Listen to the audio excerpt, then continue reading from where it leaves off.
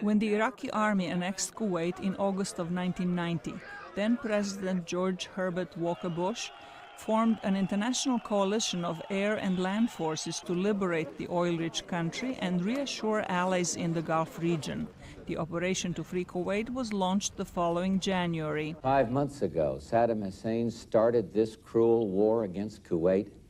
Tonight, the battle has been joined. The U.S.-led Operation Desert Storm pushed Iraqi forces out within 6 weeks, and then Bush made the decision to stop the offensive. Many criticized that move as premature, but Bush's prestige at home and abroad skyrocketed. He used it to revitalize the Arab-Israeli peace process, and this effort resulted in the Madrid conference later that same year. His attempts to restore order in violence-torn Somalia in December of 1992, during the last weeks of his presidency, was less successful, and the fighting continued into the Bill Clinton presidency. Bush succeeded President Ronald Reagan in 1989 after serving 2 terms as his vice president. His own presidency saw major world changes, starting with the fall of the Berlin Wall during his first year in office. Then the Soviet Union collapsed in 1991, and Bush and the last Soviet president, Mikhail Gorbachev, announced a U.S.-Russian strategic partnership, signaling the end of the Cold War. But on the domestic front, Bush disappointed by reneging on his campaign promise to cut taxes. Read my lips.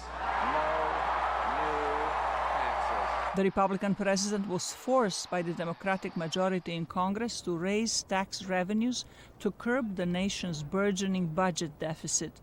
The economic recession and persistent questions about the conclusion of the Gulf War contributed to his failing approval ratings, and he lost his re-election bid in 1992. Following the election defeat, Bush retired from politics and made his permanent home in Texas, where he had made his wealth in the oil business. But he did not disappear from the public eye. 8 years later, he was active in his son's presidential campaign. This boy, this son of ours, is not going to let you down. He's going to go all the way and serve with great honor all the way. In 2005, at the request of his son George, who became the 43rd U.S. president, the senior Bush joined with former rival Bill Clinton to assist in Hurricane Katrina relief efforts.